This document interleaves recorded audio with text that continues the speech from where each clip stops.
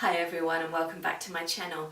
For those new, my name's Nicki, I'm an author and editor and I post videos here on YouTube about writing, reading, editing and all the things I love. It's reading that we're here for today because it's the end of the month, so it's time to wrap up what I've been reading during November. It's been a pretty decent month. I think I've got about 18 I'd say on this list to share with you, so we will crack straight on. First of all, The Empty Hourglass by Cornelia Gray, and this is the third and final book in her Deal with the Devil series. This is a series of books, but they're all individual tales. Of the three, this was probably my least favourite. It revolves around an inventor who has made a deal with the devil in order to be able to make these miraculous mechanical limbs for deserving people, for war victims and the like. And a young man who has had an accident, an industrial accident, and needs a new hand, has come and sought him out and eventually gets swept up in the goings-on that are connected to this deal, for which the time is running out. I gave it 3 stars. It was okay. There was nothing wrong with it, but it just didn't grab me as much as the earlier 2. I didn't connect to the characters quite so deeply. Next up, Creatus by Carmen DeSousa. This is the first book again in a paranormal series, with the premise that the creators are kind of superhuman figures, different genetically from humans, and who live among them, and are the basis of many human myths over the years and folklore. And one of the creators falls in love with a human woman, of course, which puts her in danger as his enemies close in. This was 3.5 stars. It was well told, but it was pretty familiar. There wasn't really anything new here. You kind of knew exactly what was going to happen ages before it did. Next, The Art of Crochet Blankets by Rachele, Carmina.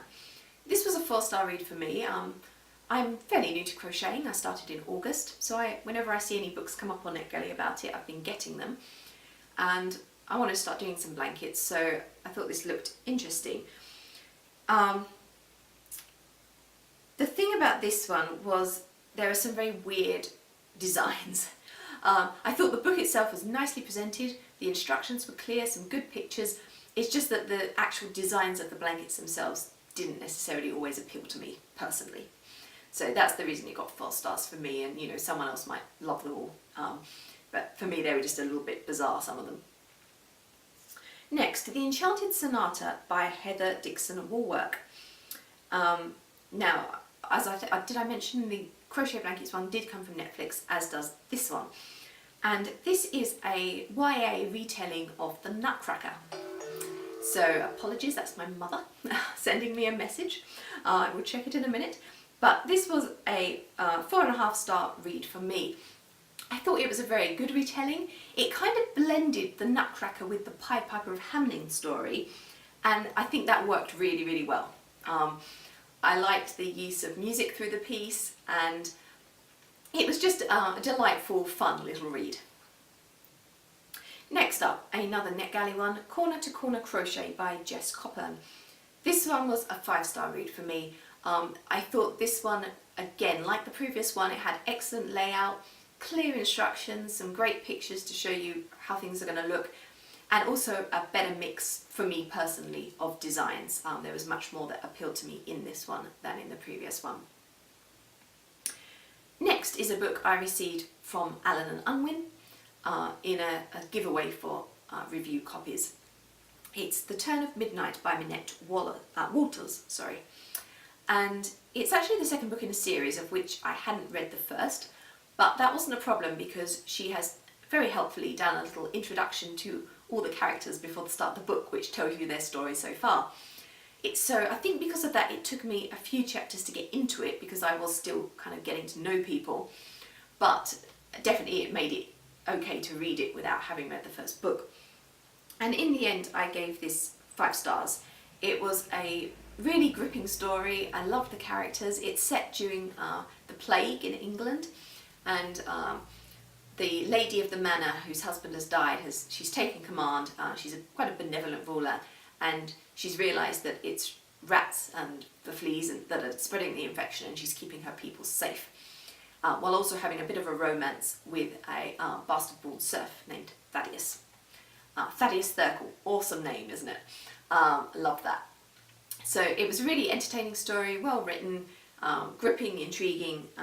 I think reading book 1 first probably would help, so if you're coming to it, I do suggest you read that. I think it's called The Turn of the Hours or something like that. I'm going to write that here because I think I got it slightly wrong, so I'll check and put it here for you. But Turn of Midnight was this second book, and it was a lovely conclusion to the story. Next up, back to NetGalley for Once Upon a River by Diane Setterfield. This was another 5-star read for me. This story revolves around a young girl who is washed up, at first believed drowned, but then discovered to actually be alive. And the question is, who is she? And there are various families in the surrounding area who have lost a young girl. And there's a sort of bit of controversy over whose daughter she actually is. I loved the way the story was told. It's done as a mystery, but with this hint of magical realism. And we gradually uncover more and more about what's going on in this locale and amongst these people as the story progresses. Beautifully written, really lyrical storytelling. Another NetGalley read, The Last Days of the Romanov Dancers by Kerri Turner. Now this was a 4-star read for me. It's set during the sort of beginnings of the Russian Revolution, and the Romanov dancers were the Imperial Ballet Company, and one of them has a protector, but she's also in love with one of her co-stars. So there's this sort of forbidden romance going on, set against the turmoil that's happening as the serfs rise up, as the Bolsheviks step in. I loved the dance references. It's very clear to see that the author has studied ballet, that she knows what she's talking about. However, I didn't quite buy into the love story between the main characters. I just didn't feel their passion. I didn't get why they were so attracted to each other. Next up is Romanov by Nadine Brands. This was a 4.5-star read for me, again from NetGalley, and it is still sticking with the Russian Revolution. It's a YA alternate history retelling of the last days of the Romanov family. So it focuses on Anastasia and Alexei. And there's a magical element.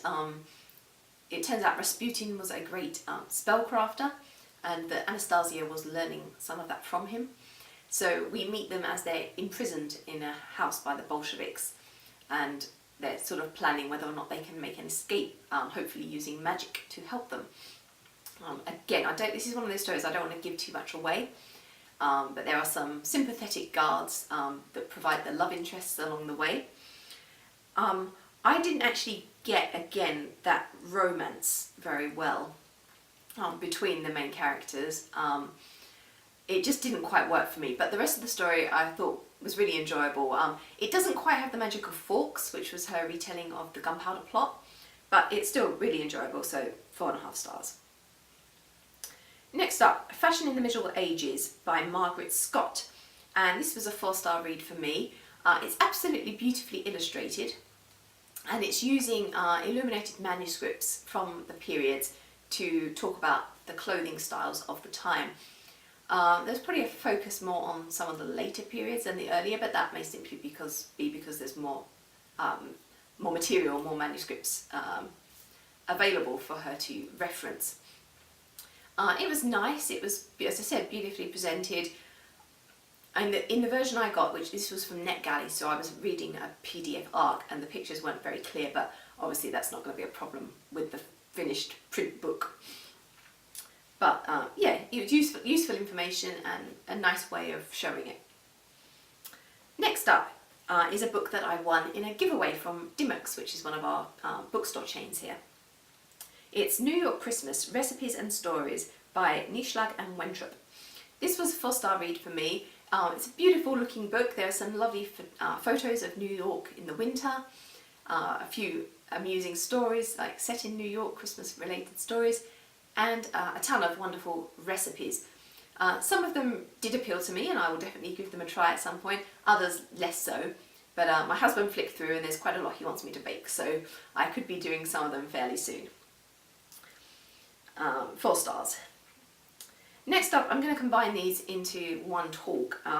because I continued with the I Bring the Fire series, of which I read the first book some months ago and finally got round to reading the rest in the bundle I bought. So in the rest of this bundle were books 2, 3 and 3.5. Essentially this series does go up to 6, so I've kind of got halfway through. It's by C. Gockel, and this was a free bundle on Kobo. I gave book 2 2.5 stars and 3 stars to books 3 and 3.5. This is a Norse myth Loki related story. Loki is our main hero, and Amy is the human woman who becomes involved with him. This story, I actually quite enjoyed the first book. It had loads of humour as Loki tries to come to grips with the modern world, like not understanding that a car isn't a living thing, for example. So that had some great moments, and those weren't really present as much in these following books. Loki's character was kind of up and down, a little bit all over the place. There wasn't as much excitement in the stories of these ones, and it kind of added in a load of stuff from other myths as well. But particularly, I do find these stories a little bit too Marvel inspired as well. Loki is a frost giant in this, and some of the stuff he can do is rather Loki inspired. So that just doesn't always sit quite well with me compared to the myths. So we'll see. I mean, I wouldn't set aside finishing the series, but I'm not going to rush out to. I think it's kind of a real middle of the road read for me. Next up is a book I received as a review copy from the publisher, and it is The Librarian of Auschwitz by Antonio Iturbe.